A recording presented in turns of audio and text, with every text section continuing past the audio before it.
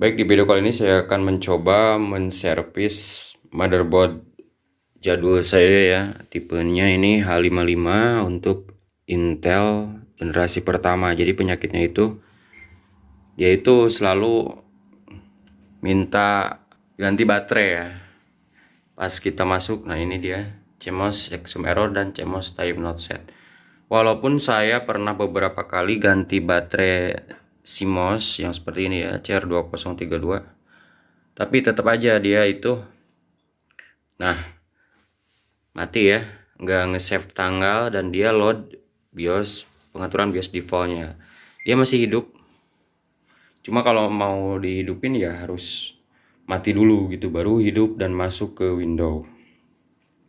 Nah, setelah saya ubek-ubek, nyari-nyari referensi di YouTube dan juga bahasa Inggris tentunya di luar negeri gitu, akhirnya saya dapat sebuah cara ya untuk mengatasi hal tersebut, yaitu dengan mengganti sebuah komponen.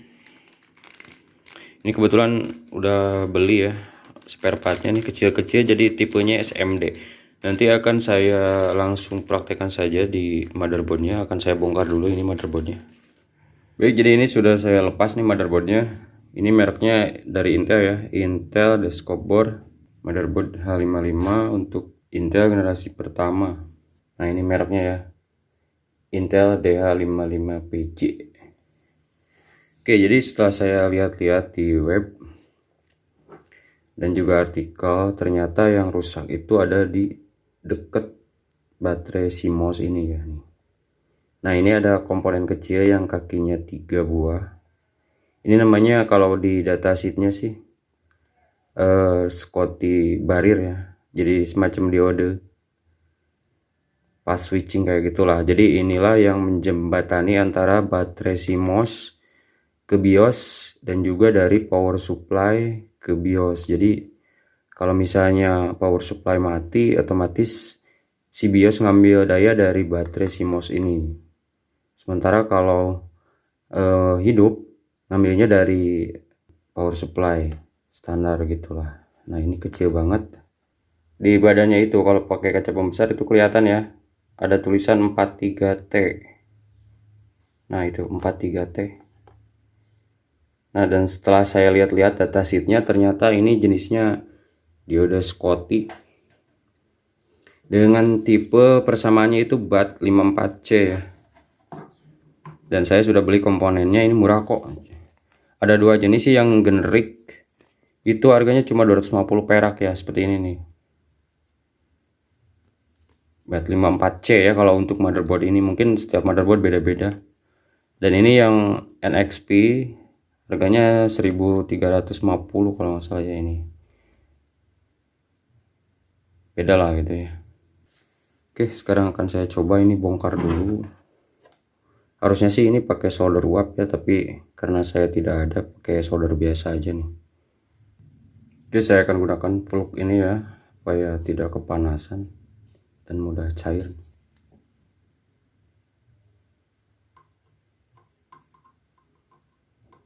Oke, tambahkan sedikit plug aja dulu.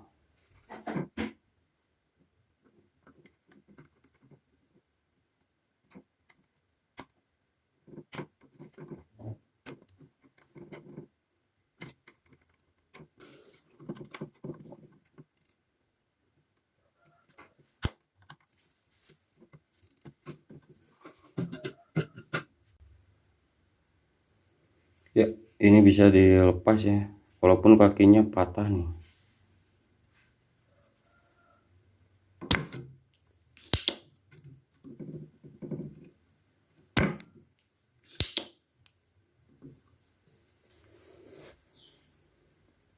Oke, ini sudah saya siapkan komponen penggantinya, tapi kayak ininya lebih gede nih ukurannya gitu. Beda dengan yang ini, yang beda SOT nih. Ya, lebih gede ya. Tapi coba saja lah, barangkali ini bisa nanti diakali ya, masuk. Oke, saya kasih tino dulu ini.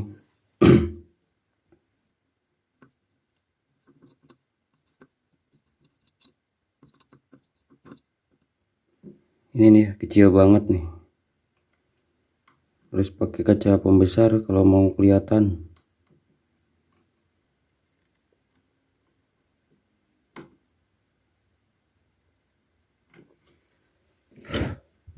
Oke, jadi setelah perjuangan yang cukup melelahkan ini ya, karena komponennya kecil banget ini akhirnya bisa dipasang ya di bekasnya. Pas kok ini, walaupun ukurannya agak gede nih yang gantiannya. Enggak konslet. Jadi nah, ini kayak dioda, jadi kalau misalnya dibalik dia enggak nyambung, dan kalau misalnya ada arus dia nyambung. Nah, seperti itu.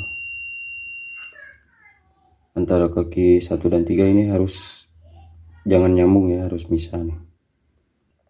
Jadi ini semacam switch antara baterai CMOS dengan power supply untuk mensuplai tegangan ke BIOS ya. Seperti ini ya, normal sekarang. Oke, langsung kita coba saja hidupkan dan kita lihat nanti. Oke, akan saya masukkan ini baterainya.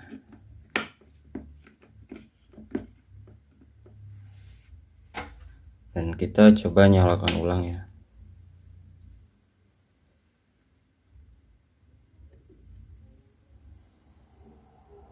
Oke, kita sekarang masuk ke BIOS untuk setting tanggal. Pasti harus disetting dulu ya biar nggak ngaco nih. Oke, sekarang tanggal bulan 8 tanggal 19. Ini formatnya bulan tanggal tahun ya untuk BIOS yang ini 2023 ya. Ini 2055 ya.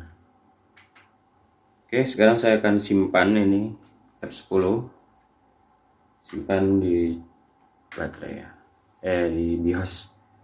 Kita coba lihat apakah masih ada CMOS checksum error. Nah, sudah nggak ada ya.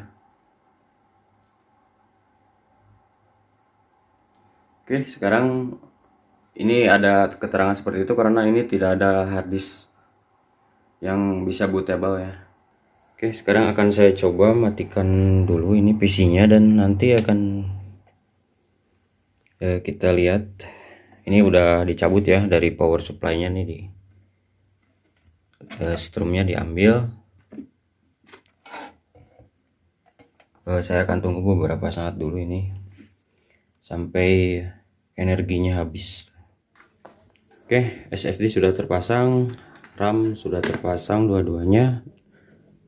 Kita nyalakan PSU-nya dan kita coba masuk ke Windows ya. Bismillahirrahmanirrahim. Oke, prosesor menyala normal. Kita lihat di BIOS, di monitor, apakah ada CMOS checksum error lagi? Iya, dan ternyata tidak ada ya teman-teman. Kita bisa langsung masuk ke Windows tanpa CMOS checksum error, walaupun tadi saya sempat cabut powernya. Oke, kita coba lihat apakah normal untuk tanggal dan waktunya. Ya, di sini kita lihat jamnya berjalan normal dan tanggalnya pun tidak berubah ya, masih tetap tanggal 19. Baik, jadi masalahnya itu di komponen kecil ini yang harganya 200 perak nih ya. Tidak ada masalah lain ya, karena motherboard Intel ini memang cukup bandel ya. Ini pas dulu saya beli itu tahun 2012 hingga sekarang masih bisa saja digunakan tanpa ada masalah ya. Paling masalah BIOS ini yang sering ngadat gitu ya. Tapi setelah saya benerin komponen ininya nih, Scotty-nya, alhamdulillah sekarang bisa berjalan dengan baik lagi ya. Baik, demikian, semoga video ini menginspirasi ya dan bermanfaat. Jangan lupa like dan subscribe. Terima kasih telah menonton.